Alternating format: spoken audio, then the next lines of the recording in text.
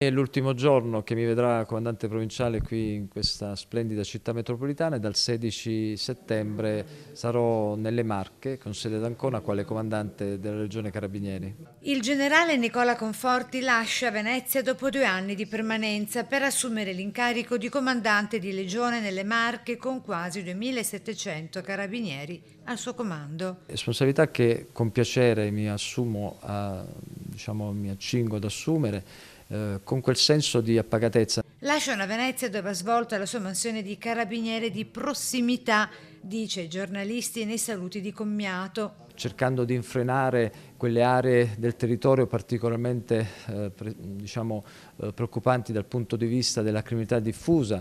Sicuramente sappiamo quanto Mestre e la zona prospiciente della stazione ha visto impegnato l'Arma dei Carabinieri assieme a tutte le altre forze di polizia per cercare appunto di portare a una situazione di vivibilità questa parte particolare del territorio, ma ovviamente l'Arma dei Carabinieri è stata impegnata su tanti fronti, con campagne di sensibilizzazione a tappeto e anche con attività repressive. Non a caso solo nel 2024 siamo riusciti ad arrestare in flagranza 7 truffatori che appunto operavano questo tipo di reati a danni di persone anziane. Bisogna mettersi nei panni della gente, dice ancora in conclusione, ricordando su tutti i 2 fatti salienti che hanno caratterizzato la vita del territorio veneziano nei suoi 700 giorni di permanenza qui. L'incidente dell'autobus che ha visto ovviamente perdere la vita a tante persone e che ha visto tutti noi impegnati nell'immediatezza per prestare i soccorsi, ovviamente per operare poi tutte le attività discendenti.